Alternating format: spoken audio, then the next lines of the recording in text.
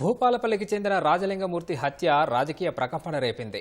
Medigadda కుంగుపాటుపై case వేసిన వ్యక్తిని పాశవికంగా మట్టుబెట్టడంపై రాజకీయ పార్టీలు మాటల యుద్ధానికి దిగాయి.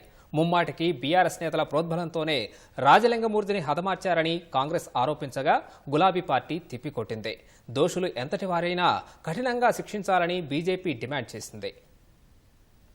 భూపాలపల్లికి చెందిన రాజలింగమూర్తి దారుణ హత్య రాజకీయంగా పెనుదుమారం లేపింది. సామాజిక కార్యకర్త హత్యను మంత్రి కోమటిరెడ్డి వెంకటరెడ్డి తీవ్రంగా ఖండించారు. బీఆర్ఎస్ పార్టీ హత్య రాజకీయాలకు ఇది నిదర్శనమని ఆయన ఆరోపించారు. గులాబీ నాయకుల పెద్దల అండదండలతోనే కిరాయి గుండాలు హతమార్చారని కోమటిరెడ్డి విమర్శించారు. సిఐడి విచారణకు వెంకటరెడ్డి డిమాండ్ చేశారు. నాగవెల్లి రాజలింగమూర్తి అనే సామాజిక కార్యకర్త క్రూరంగా హత్య చేయబడడం కాంగ్రెస్ పార్టీ పక్షాన తెలంగాణ ప్రజల పక్షాన కూడా దీన్ని తీవ్రంగా ఖండిస్తున్నాం. కాళేశ్వరం ప్రాజెక్టుని 1,35,000 కోట్లకు పెంచి దోచుకున్న దాని మీద ఆయన కోర్టులో ఫైట్ చేస్తున్న సంగతి మీ అందరికీ కూడా తెలిసిందే.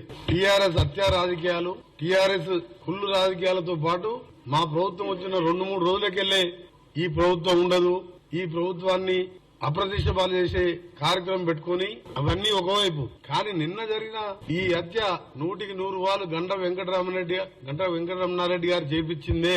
వాళ్ళ బిడ్డ, ఆ భార్య, మొత్తం వీళ్ళెనక కేసీఆర్, కేటీఆర్ ఉండి, హరీష్ రావు గారు ఉండి ఈ కేసు హియరింగ్ వస్తున్నది. దీని మీద దోషులుగా తేలుతారు కాబట్టి కిరాయి అంతకులతో చేపించిండు. రాజలింగమూర్తి హత్యను బీఆర్ఎస్ పార్టీకి అంటగట్టే ప్రయత్నం కాంగ్రెస్ ప్రభుత్వం చేస్తోందని భూపాలపల్లి మాజీ ఎమ్మెల్యే గండ్ర వెంకటరమణారెడ్డి ఆరోపించారు. మంత్రి కోమటిరెడ్డి వ్యాఖ్యలు కేసును ప్రభావితం చేసేలా ఉన్నాయని వ్యాఖ్యానించారు. భూ వివాదాల కారణంగానే తన భర్త హత్యకు గురయ్యారని, రాజలింగం భార్య పోలీసులకు ఫిర్యాదు చేశారని గండ్ర వివరించారు. రాష్ట్ర మంత్రి కోమటిరెడ్డి వెంకటరెడ్డి గారు మాట్లాడినటువంటి మాటలు చూస్తా ఉంటే కొంత బాధాకరంగా ఉంది. అంతేకాకుండా ఈ కేసు మీద ఇన్ఫ్లుయెన్స్ చేయాలనేటువంటి ప్రయత్నం చేస్తున్నట్టుగా కనబడతా ఉన్నది. రాజలింగమూర్తి భార్య ఇచ్చినటువంటి కంప్లైంట్, అందులో భూ వివాదం ఉన్నట్టుగా, అందులో కొంతమంది వ్యక్తులు కలిసి అతని భర్తను హత్య చేసినట్టుగా కంప్లైంట్ ఇవ్వడం జరిగింది. దాని ఆధారంగానే పోలీస్ వాళ్ళు ఎఫ్ఐఆర్ కాపీని కూడా ఇవ్వడం జరిగింది. వీళ్ళు మాట్లాడేటువంటి మాటలు చూస్తా ఉంటే ఈ యొక్క హత్యా కోణాన్ని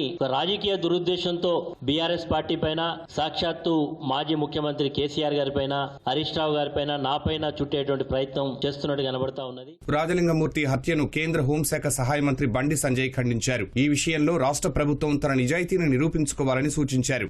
ప్రజాస్వామ్యంలో హత్యా రాజకీయాలకు తావులేదని కేంద్ర మంత్రి కిషన్ రెడ్డి స్పష్టం చేశారు. ఇలాంటివి పునరావృతం కాకుండా కఠిన చర్యలు తీసుకోవాలని రాష్ట్ర ప్రభుత్వాన్ని కోరారు. దీనిపైన ఉన్నత స్థాయి దర్యాప్తు జరపాలి. ప్రజాస్వామ్య వ్యవస్థలో హత్యలకు, హత్యా రాజకీయాలకు, గూండాయిజానికి, రౌడీజానికి ఎక్కడ కూడా స్థానం కల్పించకూడదు. ఖచ్చితంగా ఏ రకమైనటువంటి హత్యలు జరిగినా, ఏ రకమైనటువంటి గూండాయిజం జరిగినా కఠినంగా అణిచివేయాలని చెప్పి ఈ సందర్భంగా మనవేస్తున్నాను. రాజకీయాలకు తావు లేకుండా దర్యాప్తు జరపాలి. సామాజిక కార్యకర్త హత్యోదంతం రాష్ట్రంలో ఒక్కసారిగా రాజకీయ కాకరేపింది.